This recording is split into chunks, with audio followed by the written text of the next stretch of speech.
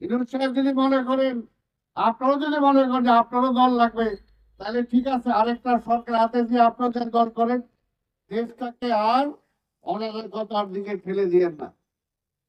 বলে যে দল করবে করুক, আমরা তো মানা করি নাই। আমরা তো মানা করি নাই, দল করেন, একটা না, দুইটা না, 10টা করেন।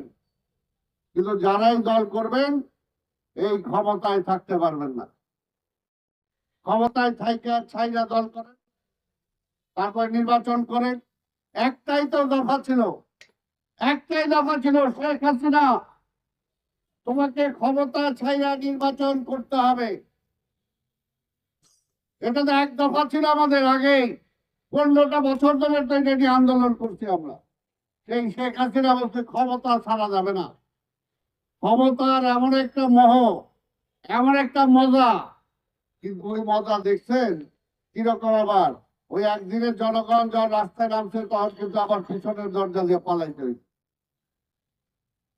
মানে ঘরের ইট পর্যন্ত খুলে দিচ্ছে, তার বেডরুমের চাদর পর্যন্ত নিয়ে গেছে। তো সেই কারণে বলবো, আমরা চাই না এই সরকার ব্যর্থ হোক, আমরা চাই এই সরকার সার্থক হোক।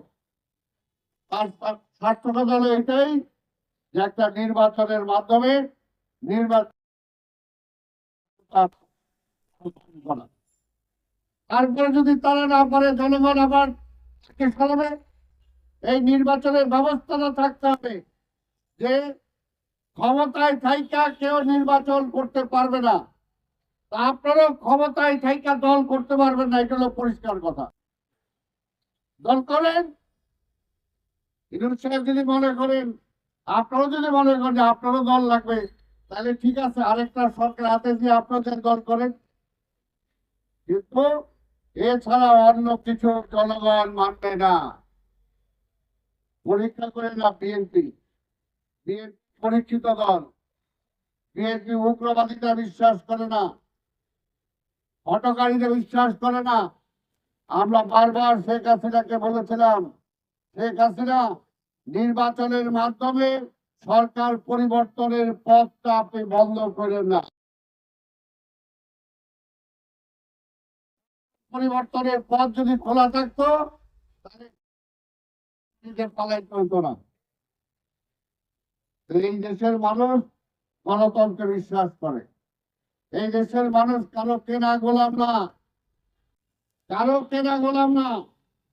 আজকে তাই বলবো, আবার ওই ভারতীয় আধিপত্যবাদের কাছে এই দেশটাকে জিম্মি রাখার জন্য যারা জিম্মি রাখছিল, আজকে তারা আবার ফিরে আসতে চায়।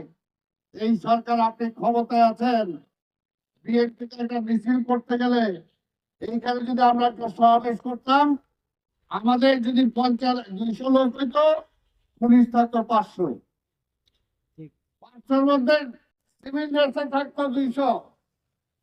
এইখানে বসা অবস্থায় মির্জা ফখরুলের কোল থেকে জোর করে ছাত্র দলের রাজকে জোর করে ট্যাংরা হিংসায় ডিবি পুলিশ নিয়ে গেছে। আজকে কোথায় পুলিশ?